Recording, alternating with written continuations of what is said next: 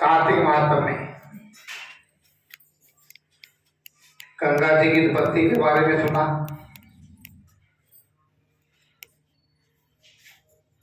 जिनके स्मरण मात्र से जन्म जन्मांतर के पाप नाश हो जाते हैं। सूर्य जी कहते हैं कि भगीरथ के वंश में सूरदास नाम का एक राजा हुआ, जिसका पुत्र मित्रसेन था। मित्रसेन गुरु वशिष्ठ जी के श्राप से राक्षस हो गया।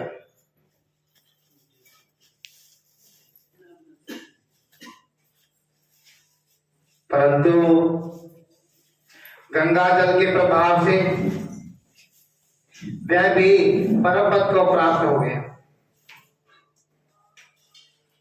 ऋषि पूछने लगे कि हे सूर्य जी, गुरु वशिष्ठ ने किस कारण से श्राप दिया, सो कृपा करके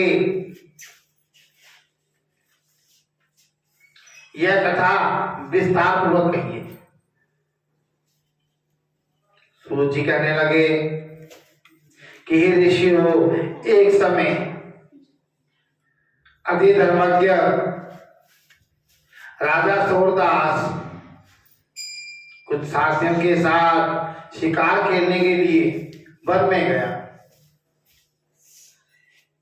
वहां पर अनेकों मृगों का शिकार किया। फिर भूख प्यास से दुखित हो राजा नदी के तट पर पहुंचा। यहाँ पर उसका पुत्र मित्र से नित्य नियम करता था। राजा ने रात्रि वहीं पर बिताई। प्रातःकाल होते ही वहां से उठकर फिर शिकार की तलाश में चल पड़ा। कुछ दूर जाकर राजा ने देखा कि पर्वत की गुफा में एक व्याघ्र और व्याघ्री मैथुन कर रहे हैं। राजा ने उनको देखते ही धनुष पर बाण चढ़ाया और उन पर छोड़ दिया। बाण के लगते ही व्याघ्री घायल होकर वहीं पर गिर पड़ी। फिर थोड़ी देर बाद मर गई। तब व्याघ्र राक्षस का रूप धारण करके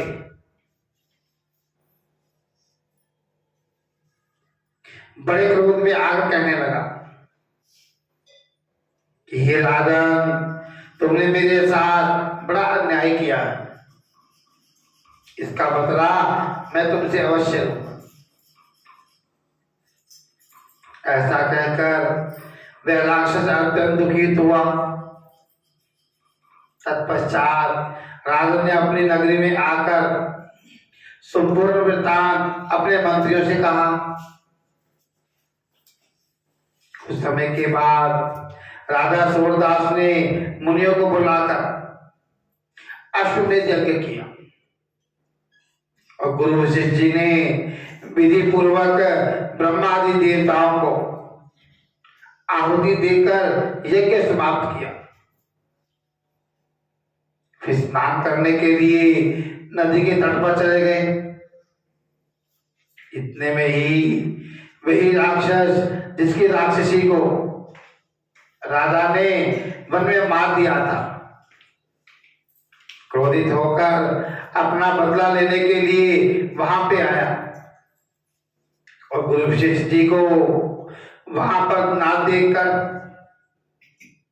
उन्हीं का रूप धारण करके राजा से कहने लगा कि हे राजन, हम मांस खाएंगे, अतः हमारे लिए मांस बनाओ। हम स्नान करके अभी आते हैं। इतना क्या है, वे वहां से चल पड़ा। फिर उसी राक्षस ने रसोई का रूप धारण करके राधा को मनुष्य का मांस पका कर दिया। जब वास्तविक गुरु वशिष्ठ जी स्नान करके वापस आए तो राधा ने सोने के थाल में सजा हुआ मांस से मिश्रित भोजन उनके सामने परोस दिया। तब गुरुजी ने ज्ञान दृष्टि से मनुष्य के मांस को के भोजन को जान लिया और क्रोधयुक्त होकर राधा को श्राप दिया कि हे राधा, तुमने हमको मनुष्य का मांस खिलाने की चेष्टा की है, सो राक्षस का भोजन दिया है, सो तुम राक्षस हो जाओ। तब राधा ने कहा कि हे गुरुदेव, आपकी आज्ञा से ही ऐसा भोजन बनवाया गया है। यह सुनकर वशिष्ठ जी ने ज्ञान दृष्टि से राक्षस द्वारा राधा के चले जाने का संपूर्ण वृत्तांत जान लिया और राधा को बताया। तो राधा ने भी क्रोधित होकर अंजलि में जल लिया और कहा कि आपने मुझे बिना कारण के ही श्राप दिया है, इसी कारण मैं भी आपको यही श्राप देता हूं। जब राधा श्राप देने के लिए तैयार हुआ तो उसकी रानी दमयंती कहने लगी कि आप क्षत्रिय के पुत्र हैं, क्रोध को त्याग दीजिए, जो भोग आपके भाग्य में लिखा है उसको भोगो। जो मनुष्य गुरु से हुंकार करता है वह वन में जाकर ब्रह्म राक्षस बनता है। इसलिए कभी भी अपने गुरु के पास जाओ तो नम्र भाव से बैठे रहो, कभी उनसे कुछ फालतू की बात पूछने की चेष्टा ना करो, और उनकी मौज होगी, आपको सब बातें अपने आप बता देंगे। हम गुरु तो बनाते हैं, गुरु बनाना आसान है, गुरु की मानना बहुत मुश्किल। गुरु ने कहते ये काम ऐसे नहीं ऐसे करना, ले गुरु जी की पता ऐसे इस तरह होगा। कभी उनके आगे ओंकार तुकार ना करें। कभी भी जो भी सम्मानित व्यक्ति हो गुरु के समान हो, चाहे आपकी सास है, चाहे माँ है, पिता है, कोई ब्राह्मण है, कोशिश करो पहले कि उनके बराबर मत बैठना चाहिए। अपने से सम्मानित व्यक्ति के सामने कभी बराबर नहीं बैठना चाहिए।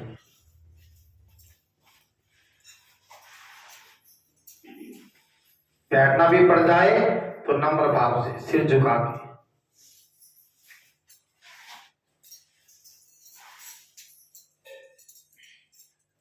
स्त्री के वस्त्रों को सुनकर राजा क्रोध त्याग कर विचार करने लगा कि अब क्या करना चाहिए। फिर राजा ने उस जल को जो ही अपने पैरों पर डाला त्यों ही उसके पैर काले पड़ गए।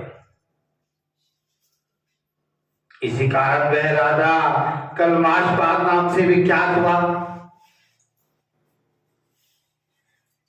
तत्पश्चात राजा गुरु के चरणों में गिर पड़ा और क्षमा मांगने लगा। गुरु बहुत दयालु होते। शास्त्रों में ऐसा वर्णन है, यदि सभी देवता और ग्रह आपके उलट हो जाएं, आप पर कुछ नहीं बिगाड़ सकते, और यदि गुरु नाराज हैं, बाकी देवता आपके साथ कर। जब इंद्रासुर ने इंद्र पर चढ़ाई की तब इंद्र ने गुरु का अपमान किया था। इसी कारण उसको मार के भगा दिया, इंद्र को मार के भगा दिया था। वशिष्ठ जी ने कहा कि क्योंकि यह पाप तुमसे अनजाने में हुआ है, अतः इस श्राप का प्रभाव केवल 12 वर्ष तक रहेगा। इसके बाद तुम अपने असली रूप में आ जाओगे और 1 वर्ष तक राज्य भोग कर गंगा जल के प्रभाव से ज्ञान को प्राप्त करोगे। तब भगवान विष्णु की सेवा करते हुए अंत काल में परम शांति को प्राप्त होगे। इतना कहकर गुरु वशिष्ठ जी अपने आश्रम में चले गए और राजा राक्षसी देव को प्राप्त हो गया। वह भूख प्यास से दुखित होकर निर्जन वन में फिरने लगा। वहां से वह अनेक कष्टों को सहन करता हुआ नर्मदा नदी के तट पर आया और वहां भी वह पशु पक्षी मनुष्य सर्प आदि खाकर विचरने लगा। संयोगवश एक दिन नर्मदा नदी के तट पर घूमते हुए स्त्री के साथ रमण करते हुए एक मुनि को देखा। भूख से पीड़ित होने पर जैसे व्याघ्र मृग को पकड़ लेता है, उसी प्रकार उसने मुनि को पकड़ लिया। उसकी स्त्री ने जब अपने पति को राक्षस के हाथों में देखा तो वह राक्षस देहधारी राजा के आगे हाथ जोड़कर विनय से बोली कि आप मेरे पति को मत मारो, आप वास्तव में राक्षस नहीं वरन सूर्य कुल में पैदा हुए मित्रश्रेय नाम के राजा हो। मेरा पुत्र अभी बालक है, अतएव मैं बिना पति के इस वन में निर्वाह कैसे करूंगी। अतः तुम मेरे पति को प्राण दान दे दो। प्राण दान के समान अन्य कोई दान नहीं। उस स्त्री की इस प्रार्थना का राक्षस पर कोई प्रभाव ना पड़ा। जैसे व्याघ्र एक मृग के बच्चे को पकड़कर खा जाता है, वैसे उस मुनि को जो उस समय अपनी पत्नी के साथ मैथुन कर्म कर रहा था पकड़कर खा गया। तब मुनि की स्त्री ने उसे श्राप दिया कि मैथुन करते समय तुमने मेरे पति को मारा है, अतः तुम भी जब मैथुन करोगे तो मृत्यु को प्राप्त हो जाओगे और पुनः राक्षस देह को धारण करोगे। यह दो श्राप सुनकर राक्षस देहधारी राजा भी क्रोध में आकर कहने लगा कि हे दुष्टी, तुमने एक अपराध के बदले में 2 श्राप दिए हैं, अतः तुम भी राक्षसी देह को प्राप्त होकर इसी वन में फिरोगी। इसी कारण वह स्त्री भी पिशाचनी हो गई और भूख प्यास से दुखित होकर उस वन में फिरने लगी। बोलो वृंदावन बिहारी लाल की जय।